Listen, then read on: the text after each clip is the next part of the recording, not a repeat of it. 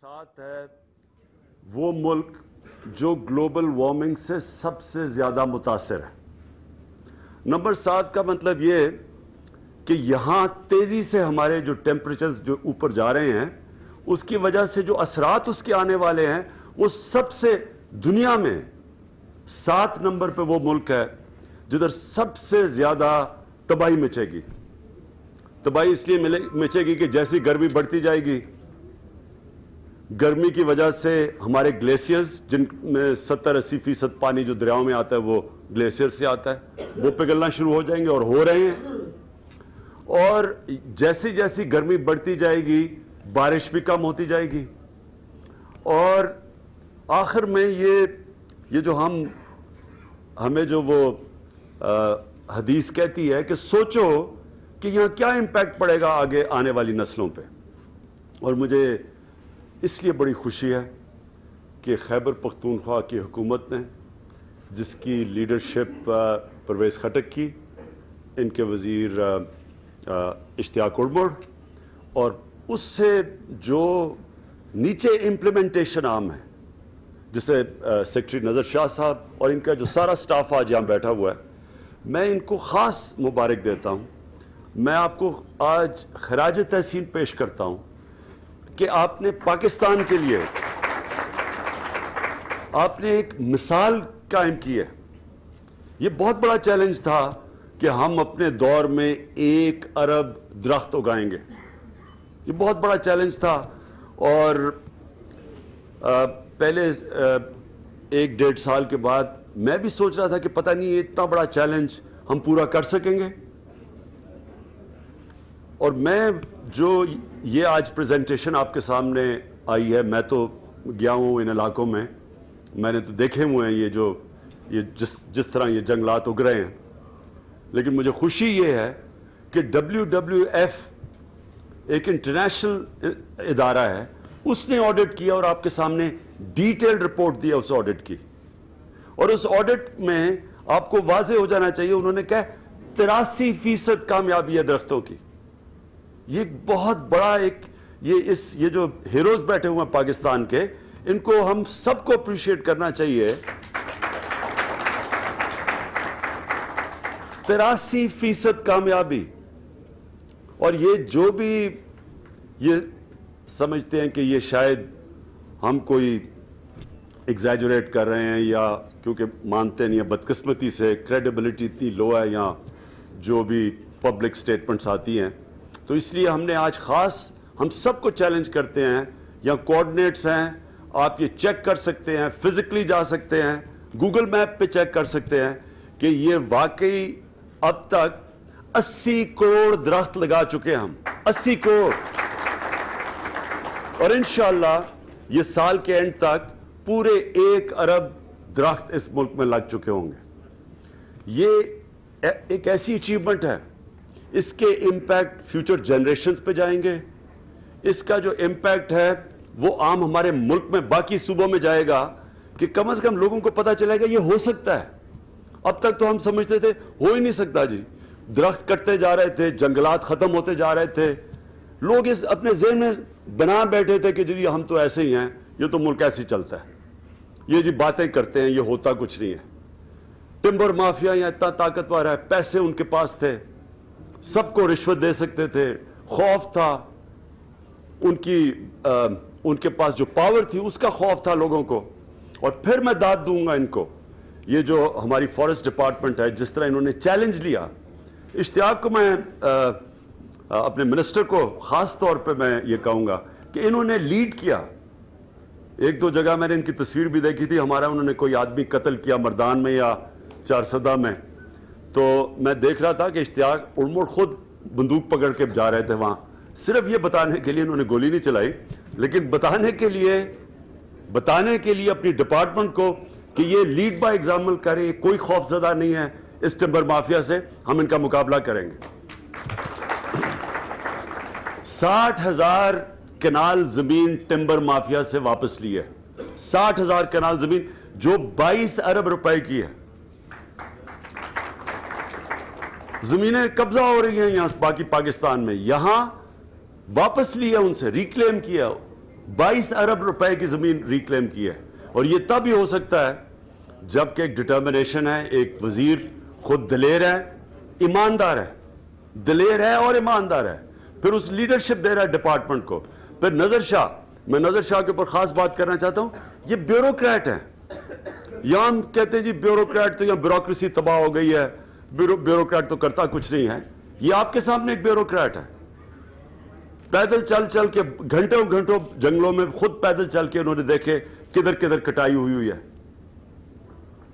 जब take on की, जब जमीनों का, ये जो जमीनें इन्होंने टिम्बर माफिया से जब ली तो गोलियां चली हैं वहां, लेकिन ये खड़े रहे हैं साथ नजर शाह साहब, और इनको भी हम आज खराज तहसीन पेश करते हैं।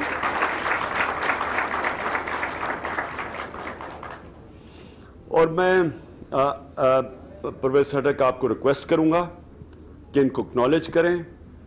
ये बड़ा ज़रूरी है कि हम सज़ा और जज़ा का कानून लेके आए अपने मुल्क में।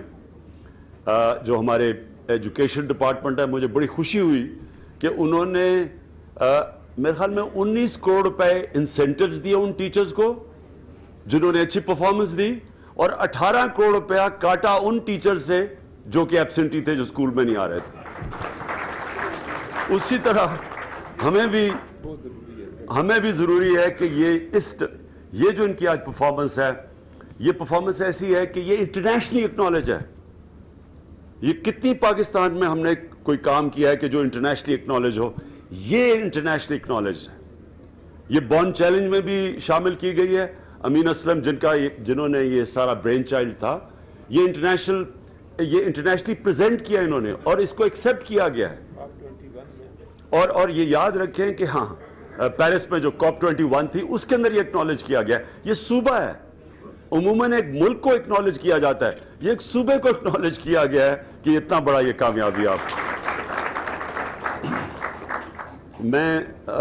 मैं आखिर में ये कहना चाहता हूँ WWF को, उनके कंसर्न्स थे कि ये शायद ये एक शॉर्ट टर्म चीज़ है और हम इसके बाद प्रोजेक्ट को अबैंडन कर देंगे। मैं आपको यकीन दिलाता हूं कि ये एक स्टेपिंग स्टोन है, ये तो हमारी शुरुआत है। हमने ये साबित करना था कि पहले तो ये चैलेंज हो सकता है, अब इससे हमें पता चला है कि हम और कितने ज्यादा, इससे कितना बड़ा एक्सपैंड कर सकते हैं। आप ये देखें कि फेडरल गवर्नमेंट ने हमारे प्रेशर में आके उन्होंने अनाउंस किया कि हम 5 सालों में 10 करोड़ दरख्त उगाएंगे, 5 सालों में 10 करोड़ दरख्त उगाएंगे। यहां 3 महीनों में हमने 11 करोड़ दरख्त उगा दिए, 3 महीने में। तो शुक्र है उनको, लेकिन अब हम बताएंगे कि कैसे करना है।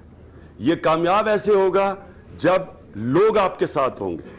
यह बड़ा इंपॉर्टेंट है कि हमने अपने लोगों को, और खास तौर पे स्कूल के बच्चों को, यूनिवर्सिटी स्टूडेंट्स को मिलाना है, क्योंकि फ्यूचर उनका है। उन्होंने ओन करना है इसको, कि अगर ये नहीं वो करते तो आगे जाके जो पाकिस्तान के हालात हैं वो हमारी यंगर जनरेशन को अफेक्ट करेंगे।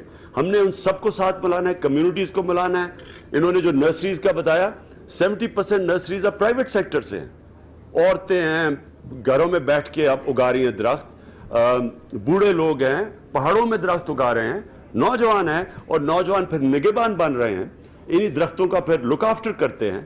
तो कम्युनिटी के साथ मिलकर ये गवर्नमेंट और पाकिस्तानी अवाम मिलकर इसको कामयाब कर रही है। हर पॉलिटिकल पार्टी को हमने मिलाया।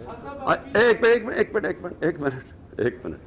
तो मैं इसके ऊपर ये जो इतना बड़ा इन्होंने अचीव किया है, इसके ऊपर ये कहना चाहता हूं कि हमने अब इंशाल्लाह ये सारे पाकिस्तान में लेके जाना है।